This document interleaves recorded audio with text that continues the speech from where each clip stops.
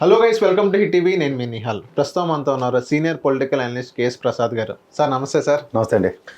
Sir, ఒక 2 days నుంచి పవన్ కళ్యాణ్ గారు కాకినాడ పోర్ట్ దగ్గరికి వెళ్ళి అక్కడ ఏదైతే షిప్ని ఉందో స్టెల్లా అనే షిప్ని దాన్ని సీజ్ చేయడం జరిగింది. అక్కడ స్మగ్లింగ్ చేస్తున్నారు అన్నట్టుగానే పవన్ కళ్యాణ్ గారు చిత్రీకరించి చెప్పారు. ఈవెన్ కేంద్రం నుంచి ఎలాంటి ప్రెషర్ ఉన్నా నేను హ్యాండిల్ చేస్తాను అన్నట్టుగానే చెప్పారు. సో అది చూసిన తర్వాత మీకేమనిపించింది? ఒక మంచి పరిణామమే సార్ అది పవన్ కళ్యాణ్ గారు చేసింది. జస్ట్ ఒక 2 డేస్ బిఫోర్ ఆయన ఢిల్లీలో ఉన్నప్పుడు ఆయన మాట్లాడిన దానికి, ఢిల్లీ వెళ్ళక మునుపు హోమ్ మినిస్టర్ నేను తీసుకుంటే ఎలా ఉంటుందని మాట్లాడిన దానికి, మళ్ళీ ఇక్కడికి వచ్చి మళ్ళీ అదే ప్రాతిపదిక మీద ఆయన కోడ్ ఆఫ్ కండక్ట్ అంటాను నేను. కోడ్ ఆఫ్ కండక్ట్ అంటే ప్రతి మినిస్టర్కి ఒక కోడ్ ఉంటుంది. ఆ కోడ్ ఆఫ్ అంటే వాళ్ళ టెరిటరీలో వాళ్ళు పనిచేయడం. కానీ నాకు తెలిసి ఆయన ముందు రోజు ఆయన సాధారణంగా రాజశేఖర్ అంటే ఆయన పిఏ కూడా ఉంటాడు, చాలా ఎటకరంగా చేస్తుంటాడు, సినిమాల్లో కూడా ఉంటాడు ఆయన. అలాగా రాజశేఖర్ సినిమా ఎవడైతే నాకైతే సినిమా చూసుంటాడు ఆయన, అందులో చూడండి నేను ఏ మినిస్ట్రీ దాంట్లో కానీ ఎంటర్ అయిపోతాను అంటాడు. ఎందుకంటే గిరిబాబుని అక్కడ కూర్చోబెట్టి చీఫ్ మినిస్టర్గా మోస్ట్ పవర్ఫుల్ హోమ్ మినిస్టర్గా రోల్ ప్లే చేస్తుంటాడు అతను. బికాస్ అతను లేకపోతే గవర్నమెంట్ కొలాప్స్ అవుతుంది. కానీ ఇక్కడ ఆలోచిస్తే గవర్నమెంట్ ఈయన లేకపోతే అన్న కాన్సెప్ట్ లేదు కదా. వాళ్ళు 134 స్థానాలతో స్థిరంగా ఉన్న ప్రభుత్వం. అవును. రెండోది, ఈయన ఒక స్టేట్లో ఒక రీజనల్ పార్టీ, తర్వాత ఒక రీజనల్ పార్టీలో 21 స్థానాలు గెలిచిన ఒక ఎమ్మెల్యే గారు, తర్వాత ఒక క్యాబినెట్ మినిస్టర్. అలా సినిమాలో చూడండి, బ్రహ్మానందంకి పద్మశ్రీ నేనే ఇచ్చుకున్నాను అన్నట్టు, డిప్యూటీ అన్నది ఒక డిప్యూటీ సీఎం అన్నది ఒక డిస్క్రిప్షన్ కొంచెం ఎక్స్ట్రా అన్నట్టుగా పిలుచుకోవడానికి బాగుండేది. కానీ ఆయన డిప్యూటీ సీఎం అయినా సరే ఢిల్లీలో ఆయన నోటితో ఆయన చెప్పిన మాట ఒకసారి రీకలెక్ట్ చేసుకోగలిగితే, నేను పంచాయతీరాజ్ వ్యవస్థకి సంబంధించిన టెరిటరీలోనే ఉన్నాను, హోమ్ మినిస్టర్ అన్నది ఆయన కొన్ని డిస్క్రిప్షన్స్ చీఫ్ మినిస్టర్ గారికి ఉన్నాయి, నాకు లేవు అన్నది ఇండైరెక్ట్గా మాట్లాడారు. డైరెక్ట్గా కన్ఫెస్ అయినట్టే చెప్పాలి. ఇక్కడికి వచ్చాక మళ్ళీ ఏమైంది, నాదెండ్ల మనోహర్ గారు సివిల్ సప్లైస్ మినిస్టర్. మీకు ఇంకో విషయం చెప్తా, దగ్గర 51,000 టన్నుల పైచీలక సివిల్ సప్లైస్ మినిస్టర్గా కొన్ని గొడవలు సీజ్ చేశారు. వాస్తవం మీకు చెప్తాను. ఈ గొడవలు సీజ్ చేసిన దాంట్లో సర్టన్ అమౌంట్, ఇప్పుడు ఉదాహరణకి కలెక్టర్ గారు ఆధ్వర్యంలో సివిల్ సప్లైస్ గొడవలు సీజ్ చేశారు. ఇది రేషన్ షాపులకు సంబంధించిన, లేకపోతే ఎవడో నెంబర్ 1, 2, 3, 4, 5, 6, 7, 8, 9, 10 వాళ్ళ ఎక్స్పోర్టర్స్ అనుకుందాం. ఓకే. సో స్టాక్ పాయింట్స్లో ఎక్కడ స్టాక్ మిస్ అయిందంటే సర్టన్ టెరిటరీలోంచి సీలోకి వెళ్ళిపోయింది, ఎక్స్పోర్ట్ అయింది అన్నది ఈ గొడవలో లాగ్ బుక్ ఉంటుంది కదా. సో అక్కడ కేంద్ర ప్రభుత్వం రంగం నడుపుతున్న కస్టమ్స్ ఆధీనంలో ఉన్న పోర్ట్ అది. ఓకే. పాయింట్ 1 ఇది గమనించండి. రెండోది, గౌరవ కలెక్టర్ గారు ఆయన central government appointed authority for respective district first class magistrate గారు. ఆయనకు ఒక డిస్క్రిప్షన్ ఉంటుంది. ఆయన డిస్క్రిప్షన్తో మాత్రమే ఆ షిప్ను ఆయన సీజ్ చేయగలిగారు. ఓకే. అది 28వ తారీఖు నాడు సీజ్ చేశారు. అది 27వ తారీఖు నాడు సీజ్ చేశారు ఆయన. ఓకే. సీజ్ చేసిన తర్వాత 28వ తారీఖు నాడు డెవలప్మెంట్ ఏంటంటే, పవన్ కళ్యాణ్ గారు నాదెండ్ల మనోహర్ గారిని వేసుకుని పోర్టుకి వెళ్ళారు. పోర్టుకి వెళ్ళి ఆయన మాట్లాడుతుంది ఏంటి, నాకే దిక్కు లేదు, నన్ను ఎవడు పట్టించుకోవట్లేదు, నాకు ఈ ఆఫీసర్ రాలేదు, ఆఫీసర్ నో. మీకు ఇంకోటి చెప్తాను, ప్రోటోకాల్ అన్న దగ్గర గౌరవ ఎస్పీ గారు అంటే డిస్ట్రిక్ట్ హెడ్ అథారిటీకి నెంబర్ 1 కలెక్టర్ గారు అయితే, నెంబర్ 2 ఎస్పీ గారు ప్రోటోకాల్లో నాకు తెలిసి మినిస్టర్ గారికి అకంపెనీ చేయాలని ఎక్కడ ఉండదు. సర్కమర్షియల్ సిచ్యువేషన్స్ డిమాండ్ చేస్తేనే, సర్కమర్షియల్ సిచ్యువేషన్స్ అంత డిమాండ్ చేసినంత సిచ్యువేషన్స్ ఏం లేవు అక్కడ. ఎందుకు, గౌరవ కలెక్టర్ గారు ఆధ్వర్యంలో పోలీస్ వ్యవస్థ సీజ్ చేయవలసినవి సీజ్ చేశారు. మంత్రి గారు నాదెండ్ల మనోహర్ గారు సివిల్ సప్లైస్ మంత్రి గారు కెపాసిటీలో కూడా ఆధ్వర్యంలో సీజ్ అన్నీ జరిగాయి. ఇప్పుడు ఉన్నదల్లా ప్రాబ్లం ఏంటి, కాకినాడ అనగానే దూరంపూడి చంద్రశేఖర్ మీద ఒరిజినల్ గానే పవన్ కళ్యాణ్ గారికి డిఫరెన్స్.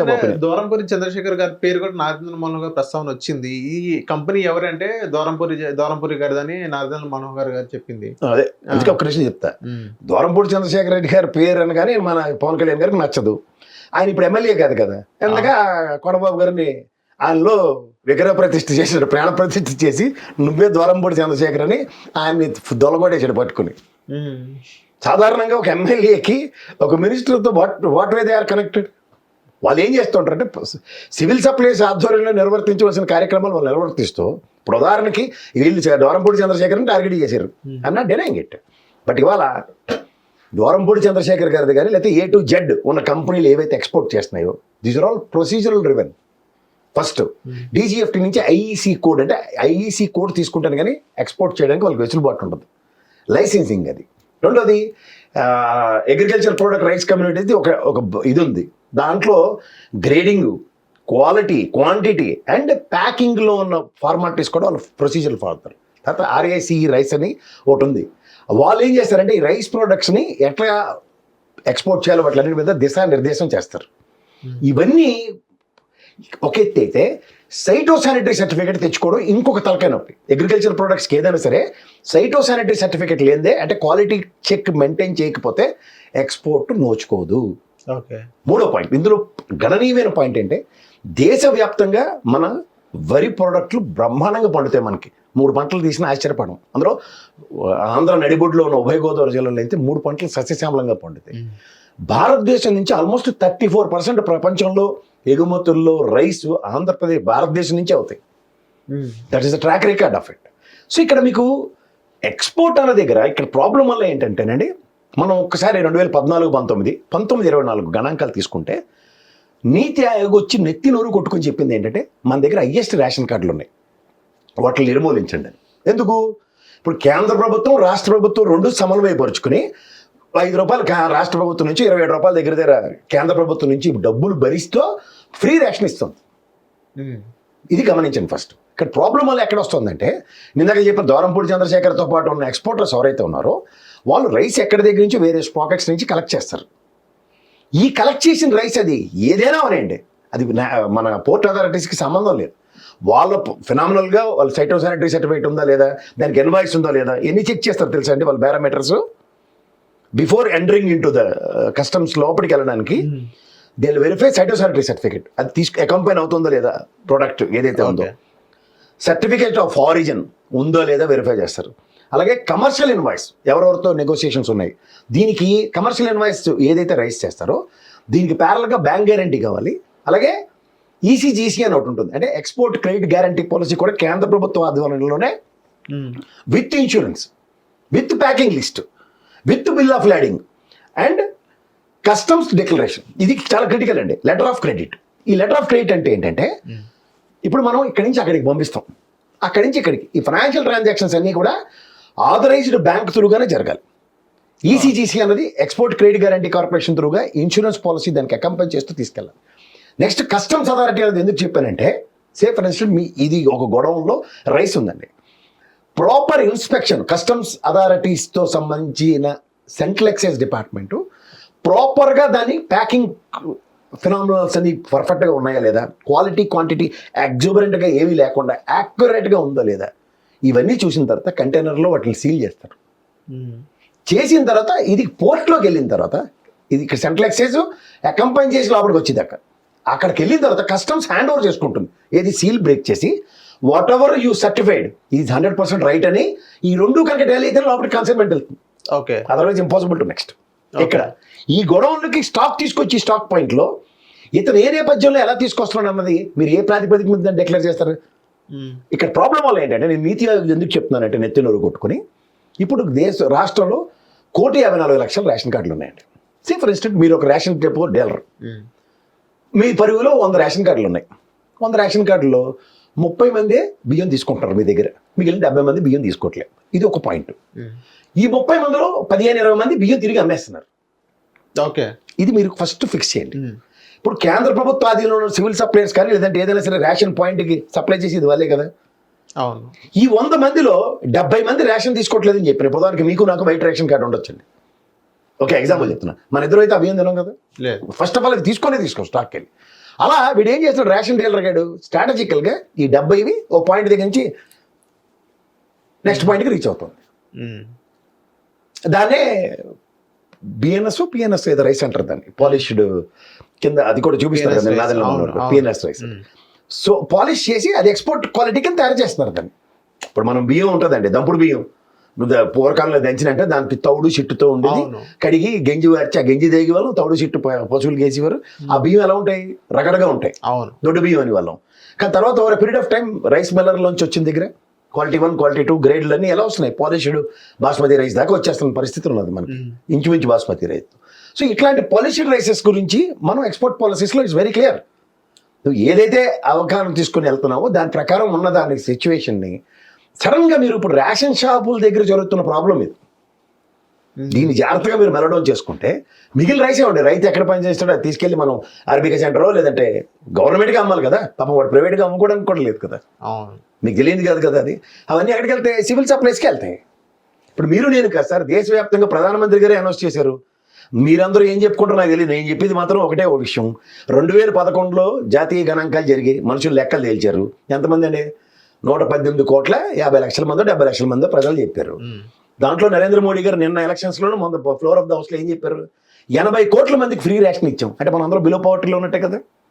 అవును. 80 కోట్ల మందికి ఫ్రీ రేషన్ ఇచ్చాం దేశవ్యాప్తంగా. అంటే ఆంధ్రప్రదేశ్లో 80% అంటే ఆబ్వియస్గా 5 కోట్ల మంది అంటే 1,54,00,000 మందికి వైట్ రేషన్ కార్డు ఉండడం జస్టిఫైడ్ అవుతుంది ఒక పక్కన.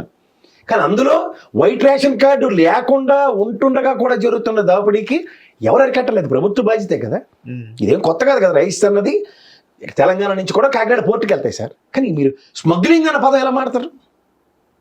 అంటే అక్రమంగా తీసుకెళ్తున్నారు. ఎలా అక్రమంగా తీసుకెళ్తారని మళ్ళీ మీకు చెప్తున్నాను. అది పోర్ట్ సార్ మీకు మాట చెప్తాను. పోర్టు దాకా వెళ్ళక మునుపు ఎన్ని టోల్ గేట్లు ఉంటాయి? ఇప్పుడు ఎన్ని ఆర్టీఏ వ్యవస్థలు, ఈ సీ బుక్లు ఇవన్నీ వెరిఫై చేసుకుంటూ ఉంటాయి కదా. సి ఫామ్ అంటే ఇంటర్స్టేట్ ట్రాన్స్ఫర్స్కి సి ఫామ్, లోకల్ ట్రాన్స్పోర్ట్కి డి ఫామ్.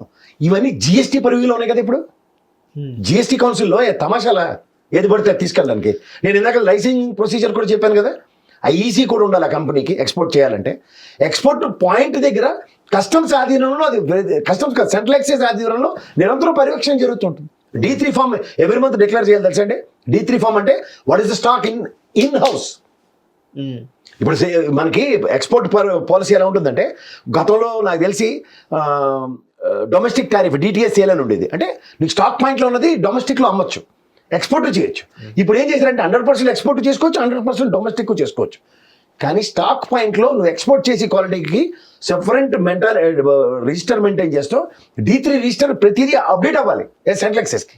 ఓకే. అంటే స్టాక్ పాయింట్లో ఎంత ఉంది, ఏ మంత్ కా మంత్ ఎక్సెస్ స్టాకులు తెచ్చుకుని యాసాలు ఎత్తారంటే కుదరదు. సో ఇంత పర్యవేక్షణ ఉన్న దగ్గర ఒక ల్యాప్సెస్ ఎక్కడ జరుగుతున్నాయి అన్న దాని మీద అడ్రస్ చేయడం గవర్నమెంట్ దగ్గర మ్యాటర్ ఆఫ్ ఫ్యాక్ట్. ఎందుకంటే 1,54,00,000 రేషన్ కార్డు చట్టం అంతా వీళ్ళ దగ్గర ఉంది. ఆ రేషన్ పాయింట్లో 70 మంది తీసుకుంటారు లేదా ఐడెంటిఫై చేయడం కూడా వాళ్ళ బాధ్యతే, నేను మీరు కాదు.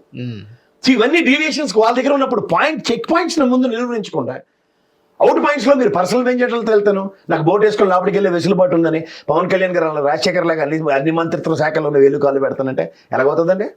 సార్ ఇప్పుడు పవన్ కళ్యాణ్ గారు షిప్ ఎక్కారు, ఎక్కిన తర్వాత కూడా సీజ్ చేయమన్నారు కదా. ఏదైతే అధికారులు ఉన్నారో, ఏదైతే చెల్లి పెళ్లి జరగాలి మళ్ళీ మళ్ళీ అన్నట్టు ఆల్రెడీ కలెక్టర్ గారు సీజ్ చేసింది, మళ్ళీ సీజ్ చేయడం ఏంటి?